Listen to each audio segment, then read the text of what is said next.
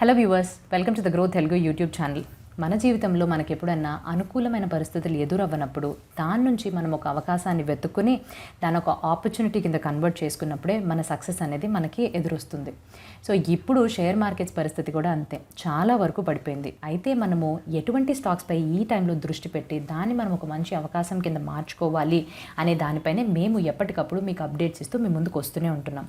అయితే ఈరోజు నేను అటువంటి ఒక ఇంపార్టెంట్ అప్డేట్తో మీ ముందుకు రావడం జరిగింది. సో నేను మళ్ళీ కొన్ని స్టాక్స్ని పిక్ చేసుకుని కొన్ని క్రైటీరియాస్ తోటి మీ ముందుకు వచ్చాను. అయితే ఎటువంటి క్రైటీరియాస్ అంటే, నేను ఈరోజు చెప్పబోయే 4 కంపెనీలు ఏవైతే ఉన్నాయో వాటికి మార్కెట్ క్యాపిటలైజేషన్ 1,00,000 కోట్ల కన్నా ఎక్కువ ఉంది. డెట్ ఈక్విటీ రేషియో అంటే రుణం వైపుగా చూస్తే 1 కన్నా తక్కువ ఉంది.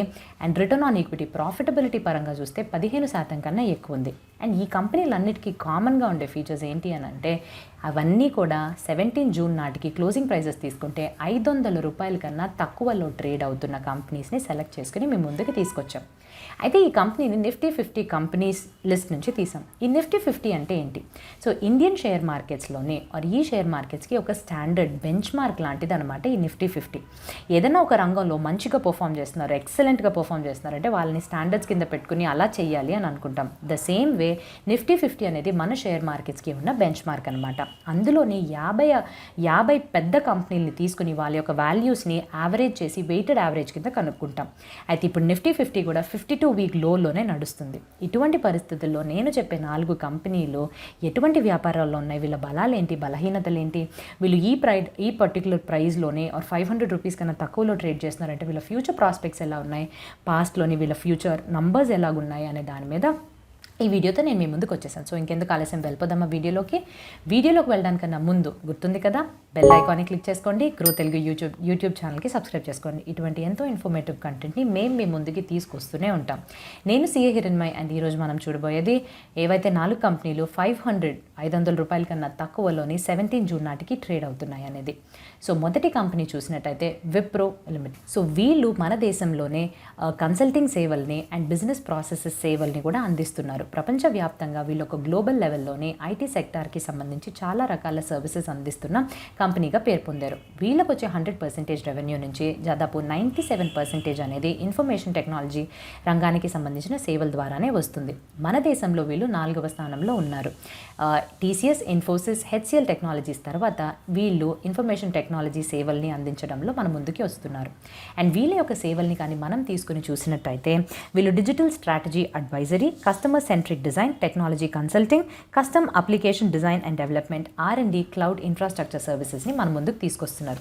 అయితే వీళ్ళ యొక్క ఐటీ రంగానికి సంబంధించి వీళ్ళ యొక్క కస్టమర్స్, వీళ్ళ యొక్క క్లయింట్స్ ఎవరైతే ఉన్నారో వాళ్ళ యొక్క వ్యాపార అవసరాలకి సంబంధిస్తూ వచ్చే ప్రతి టెక్నాలజీని మార్పులు చేర్పులు చేరుస్తూ చాలా సులువుగా వీళ్ళు వాడుకునేలాగా పెడుతున్నారు. మార్పులు చేర్పులు చేరుస్తూ చాలా సులువుగా వాడుకునే రకంగా పెడుతున్నారు. సో ఈ దీక్ష ఇటువంటి దిశలోని వీళ్ళు cognitive computing, hyper automation, robotics, clouds, analytics, emerging technology, so ఇటువంటి వివిధ రకాల టెక్నాలజీస్ని మారుస్తూ వీళ్ళ క్లయింట్స్కి మంచి సేవలు అందిస్తున్నారు. ఈ కంపెనీ యొక్క కరెంట్ మార్కెట్ ప్రైస్ ఏదైతే 17 జూన్ నాటి క్లోజింగ్ ప్రైజెస్ ఉంటాయో అది 405.20 పర్ షేర్ కింద ట్రేడ్ అవుతుంది.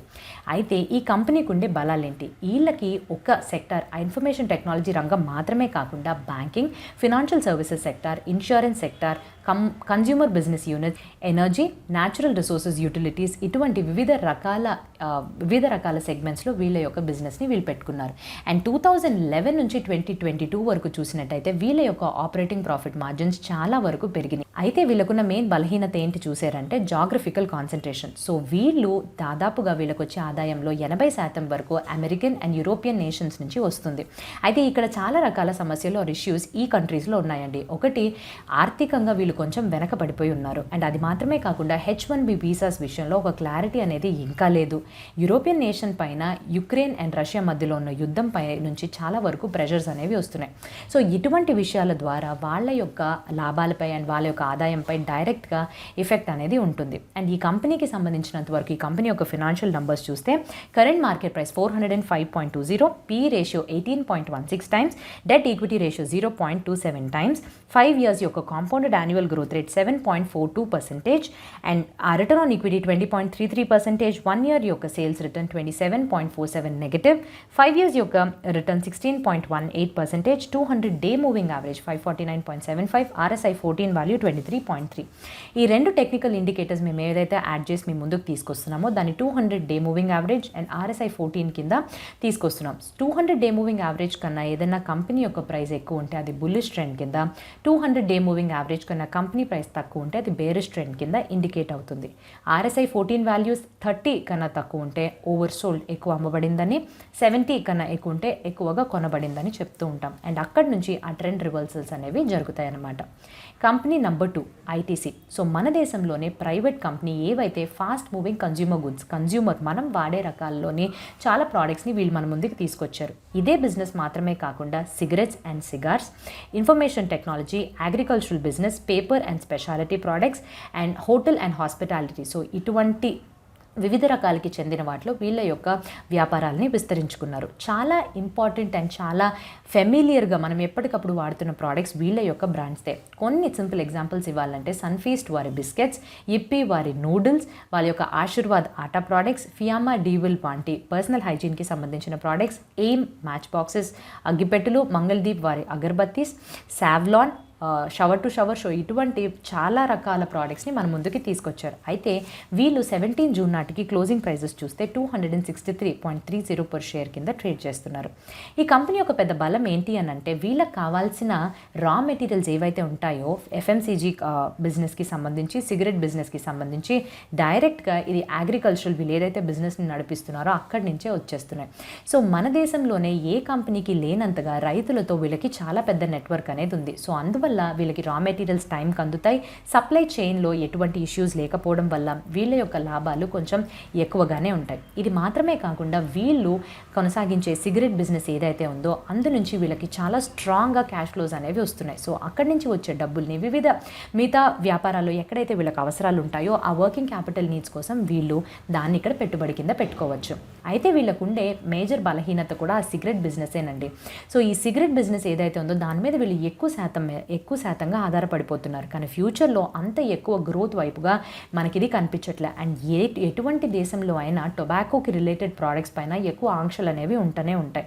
సో దాని మూలన ఈ కంపెనీ యొక్క ప్రాఫిట్స్ అనేవి చాలా వరకు ఇంపాక్ట్ దెబ్బతినే ఛాన్సెస్ కనిపిస్తున్నాయి. అండ్ ఈ కంపెనీ యొక్క నంబర్స్ కానీ మనం చూసినట్టయితే current market price 263.30 and PE ratio 21.26 times, no debt company.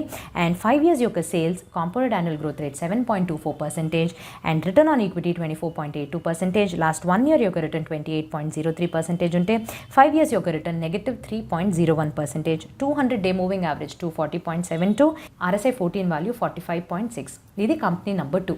Company number 3 coal India limited. So ఇది ఒక మహారత్న కంపెనీ ఏదైతే బొగ్గుని మైన్ చేసి మ్యానుఫ్యాక్చర్ చేసి మన ముందుకు తీసుకొస్తారో అటువంటి వ్యాపారంలో ఎంగేజ్ అయి ఉంది.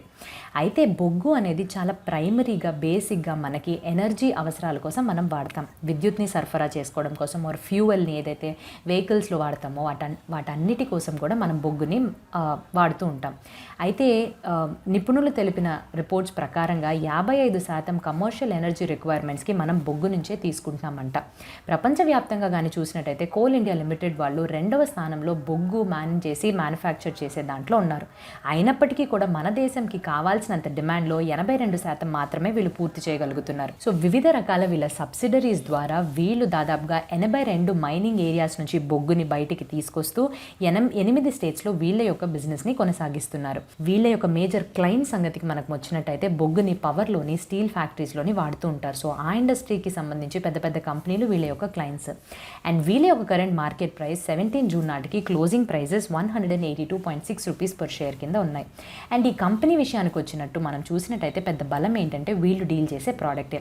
బొగ్గు అనేది చాలా ఇంపార్టెంట్. నేను ఇంతకు ముందు చెప్పినట్టుగానే 55% కమర్షియల్ ఎనర్జీ రిక్వైర్మెంట్స్ కోసం మనం బొగ్గుని వాడుతున్నాం కాబట్టి డిమాండ్ అనేది అట్లాగే ఉంటుంది. కానీ ఈ మధ్యనే రెన్యూవబుల్ ఎనర్జీ రిసోర్సెస్ అన్ని చాలా వరకు మార్కెట్స్లోని వాటి యొక్క డిమాండ్ కూడా పెరగడం జరుగుతుంది. సో 2030 కల్లా 450 మెగావాట్స్ కింద రెన్యూవబుల్ ఎనర్జీ సోర్సెస్ కున్న డిమాండ్ పెరిగినా కూడా 240 కల్లా నిపుణులు తెలిపే ఎస్టిమేట్స్ ప్రకారంగా బొగ్గు యొక్క కన్జంప్షన్ దాదాపు 1250 నుంచి 1500 మిలియన్ టన్స్ వరకు పెరిగే ఛాన్సెస్ కనిపిస్తున్నాయి మనకి. అండ్ ఈ పర్టికులర్ కంపెనీ వాళ్ళు BCCLలో ఇన్వెస్ట్మెంట్స్ వాళ్ళకి ఎంతైతే హోల్డింగ్ ఉందో అందులో నుంచి 25% డైవెస్ట్ చేసి బయటకు వచ్చేద్దామని అనుకుంటున్నారు అని అనౌన్స్ చేశారు కూడా. దీని తర్వాత BCCL వాళ్ళని స్టాక్ ఎక్స్చేంజ్ పై లిస్ట్ చేయడం కోసం వెళ్తున్నారు. బీసీసీఎల్ వాళ్ళకి ఫినాన్షియల్ ఇయర్ 20లోని దాదాపు 8,967 crores నెట్ టర్న్ ఓవర్ వస్తే అది చాలా వరకు పడిపోయి నెక్స్ట్ ఇయర్ అదే టైంకి 6,149.81 crores కింద రికార్డ్ చేసుకున్నారు. ఇంత టర్న్ ఓవర్ పడిపోవడం వల్ల వీళ్ళ లాభాలపై కూడా ఆ ప్రభావం అనేది పడింది. అయితే ఈ కంపెనీ యొక్క నంబర్స్ చూసినప్పటికీ current market price 182.65 rupees, PE ratio 6.48 times, debt equity ratio 0.08 times, 5 years యొక్క sales compounded annual growth rate 7.02%, return on equity 43.58%, last 1 year యొక్క రిటర్న్ 24.76%, 5 years యొక్క return -6.51%, 200-day moving average 172.09, RSI 14 value 42.9. ఇది company number 3. Company number 4 ONGC, oil and natural gas company. So ఇది మన దేశంలోనే అతిపెద్ద crude oil and natural gas తయారీలోనే ఉంది. And ఈ కంపెనీ వాళ్ళు చాలా రకాల జాయింట్ వెంచర్స్ అండ్ సబ్సిడరీస్ ద్వారా ఆపరేట్ చేస్తున్నారు. కొన్ని సబ్సిడరీస్ నేమ్ చేయాలంటే ఓఎన్జీసీ విదేశ్, హెచ్పిసిఎల్, ఎంఆర్పిఎల్, ఓటీపీసీ, ఓటీబీఎల్. అండ్ ఈ కంపెనీ వాళ్ళు చాలా ప్రాఫిటబుల్గా ఉన్న పబ్లిక్ సెక్టర్ అండర్టేకింగ్లో ఒక మహారత్న కంపెనీ. వీళ్ళకుండే 100% ఆదాయం నుంచి దాదాపు 93.5% మన దేశీయ మార్కెట్స్ నుంచే వీళ్ళకి లభిస్తుంది. అండ్ రిమైనింగ్ 6.5% ఏదైతే ఉందో అది మాత్రమే వీళ్ళకి ఇంటర్నేషనల్ ట్రేడ్ ద్వారా వస్తుంది. అయితే ఈ కంపెనీ యొక్క current market price 141.42 rupees per share. ఈ కంపెనీకి ఉండే మేజర్ బలం ఏంటంటే crude oil. So crude oil యొక్క ఇంటర్నేషనల్ ప్రైజెస్ ఇప్పుడు దాదాపు $100 per barrel కింద మారినాయి. ఎందుకంటే రష్యా యుక్రెయిన్ మీద ప్రకటించిన యుద్ధం వల్ల ఆ సప్లై అనేది డిమాండ్ సప్లై గ్యాప్ అనేది పెరిగిపోయింది. సో అందువల్ల ధరలు కూడా పెరిగి నిపుణులు చెప్తున్న ప్రకారం అయితే ఈ $100 నుంచి నెక్స్ట్ $130-140 పెరుగుతుందే కానీ తగ్గే ప్రసక్తే లేదు. సో దీనివల్ల వీళ్ళకి లాభాలు అనేవి చాలా ఎక్కువ రీతిలో వస్తున్నాయి. అయితే ఈ కంపెనీకి ఉండే బలహీనత ఏంటంటే అదే గవర్నమెంట్ కంపెనీ కాబట్టి. సో గవర్నమెంట్ సబ్సిడీస్పై వాళ్ళ యొక్క పాలసీస్పై చాలా వరకు వీళ్ళు ఆధారపడుతూ ఉన్నారు కాబట్టి వీళ్ళ యొక్క డెసిషన్ మేకింగ్ ప్రాసెస్ అండ్ వీళ్ళ యొక్క పాలసీస్ కొన్నిసార్లు షేర్ హోల్డర్స్కి బెనిఫిట్ అవ్వకపోయినా తీసుకోక తప్పదు. ఇది మాత్రమే కాకుండా నేను చెప్పినట్టుగా వీళ్ళు చాలా సబ్సిడరీస్ ద్వారా ఆపరేట్ చేస్తారు. సో ఆ సబ్సిడరీస్ వాళ్ళు ఏమన్నా ఒక డెసిషన్స్ తీసుకుని దానికి ఇబ్బందులు ఎదురైతే అవి కూడా వీళ్ళకి బలహీనతలుగా మారతాయి. ఒక ఉదాహరణకి ఓఎన్జీసీ విదేశ్ వాళ్ళు ఇప్పుడే కొత్తగా రీసెంట్గానే సైబీరియాలో సఖాలిన్ 1 ప్రాజెక్ట్లో 20% వరకు పెట్టుబడిని పెట్టారు. ఆ ఒప్పందం ప్రకారంగా వీళ్ళు 7 లక్షల బ్యారెల్స్ ఆఫ్ ఆయిల్ని అమ్మాల్సి వచ్చింది. సో అప్పుడు వీళ్ళకి ఇనీషియల్గా టెండర్స్ రాకపోవడం వల్ల కొంచెం డిలేస్ని ఎదుర్కొని ఇటువంటి ఇబ్బందుల్ని వీళ్ళు ఎదుర్కోవాల్సి వచ్చింది. సో ఈ కంపెనీ యొక్క నంబర్స్ కానీ మనం చూసినట్టయితే current market price 141.45 rupees, PE ratio 3.79 times, debt equity ratio 0.47 times, 5 years యొక్క sales compounded annual growth rate 13.48%, return on equity 19.56%, 1 year return 17.62%, 5 years యొక్క return -3.28%, 200-day moving average 152.27 and RSI 14 value 34.7. So అదండి ఈ 4 కంపెనీల గురించి. I hope మీకు ఈ video నచ్చుంటుందని. Video నచ్చుంటే like చేయండి and మా ఛానల్కి సబ్స్క్రైబ్ చేసుకోవడం మర్చిపోకండి. అండ్ ఈ కంటెంట్ని ఒక ఎడ్యుకేషనల్ పర్పస్ కోసం మాత్రమే చూడాల్సిందిగా కోరుకుంటూ ఎటువంటి రకాల రికమెండేషన్స్ అనేవి ఇవ్వటం జరగట్లేదండి. మీకు కానీ మేము తెలిపిన ఈ స్టాక్స్పై ఇంట్రెస్ట్ ఉంటే మిగతా వివరాలని సేకరించుకుని అన్నీ ఒక ఇన్ఫార్మ్ నిర్ణయం తీసుకోవాలని కోరుకుంటూ ఇంకా మంచి కంటెంట్తో మీ ముందుకు రావడానికన్నా ముందు have a happy and a safe investing. Thank you.